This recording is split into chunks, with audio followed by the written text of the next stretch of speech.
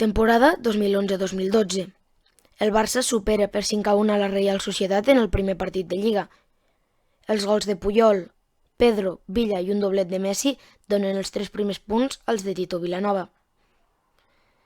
Seguidament, un doblet de Messi donarà la victòria al Barça al Reine de Navarra i un gol d'Adriano superarà el València al Camp Nou en un apretat partit. Seguidament, el Barça suma 2 noves victòries en superar el Getafe per 1-4 i el Granada per 2-1 al Camp Nou. 2 gols del Sevilla sembla que donaran la victòria al club de Nervión, però un doblet de Cesc empata el partit. I en l'última jugada del maig, un gol de Villa fa pujar el 2-3 definitiu al marcador. Seguidament es veuria el primer clàssic de la temporada amb un Madrid que ja estava a 8 punts de diferència. Un gol de Ronaldo adelantava als visitants, però Messi amb un doblet feia pujar 2 gols pels culers. Finalment Ronaldo empataria el partit. Seguidament el Barça veuria un partit d'infart. Tot i els gols d'Alba, Tello i Messi, Pizzi i Bergantiño es ficarien al Depor en el partit. Messi posaria el 2-4, però un gran gol de falta de Pizzi feia pujar el 3-2 al marcador.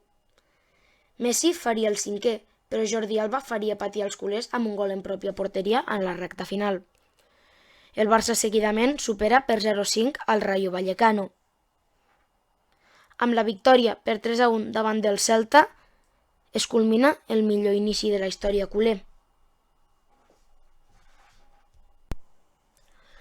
Seguidament, el Barça es menjarà al Mallorca, amb gols de Xavi, Tello i un doblet de Leo Messi.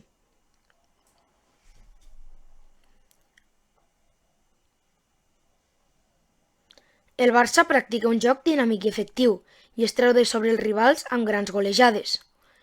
Seguidament, una lesió de Dani Alves al camp del València permet al Barça superar el Llevant amb 11 jugadors del planter sobre el camp. Aquell fet seria històric.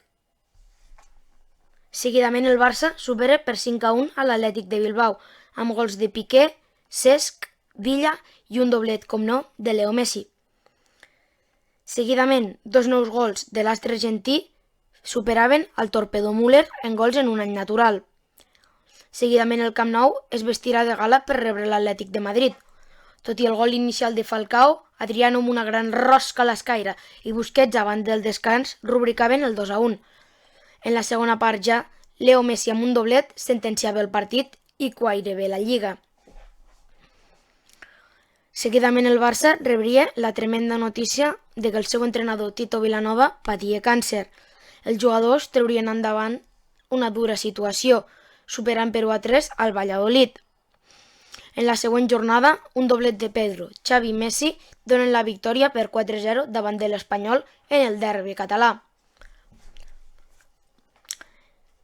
I en la següent jornada, el Barça guanyarà per 1-3 a Màlaga, tancant així la primera volta amb 55 punts de 57 possibles.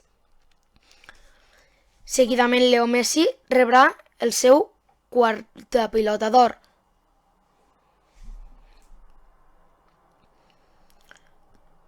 En la següent jornada, tot i els gols de Messi i Pedro, la Real Societat empatarà el partit en els minuts finals i Aguirretxe, en l'última jugada del maig, condemnava els culers a la seva primera derrota de la temporada. Seguidament, 4 gols de Messi sentencien a l'Osasuna al Camp Nou. En la següent jornada, al camp del València, un gol de Vanega sembla que donarà la victòria, però Messi de penal empata el partit.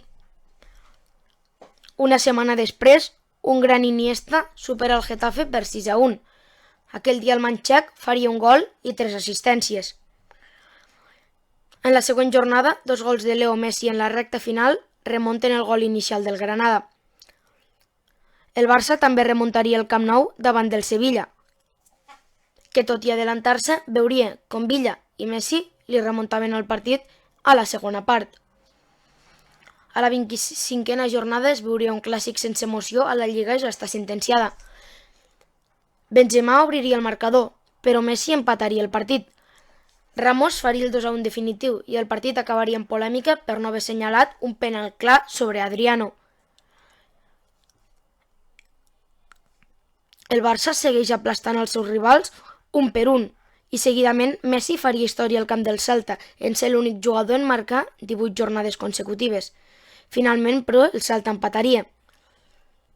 Una setmana després es veuria un emotiu partit al Camp Nou, amb la tornada de Tito i a Vidal en la victòria per 5-1. Seguidament el Barça supera a Saragossa i Llapant, apropant-se cada vegada més al títol de Lliga. Seguidament, un gol de geni de Leo Messi no pot evitar l'empat d'Ander Herrera al minut 90. Una setmana més tard, amb un gran partit, el Barça golejarà per 4-2 al Betis, amb gols de Villa, Alexis i un doblet de Leo Messi.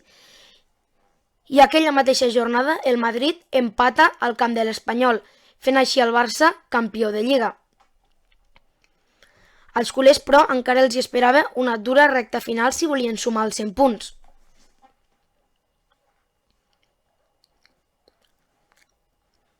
Els de Tito no fallarien i amb les victòries davant de l'Atlètic de Madrid, el Valladolid, l'Espanyol i el Màlaga sumaven un nou títol de Lliga amb 100 punts.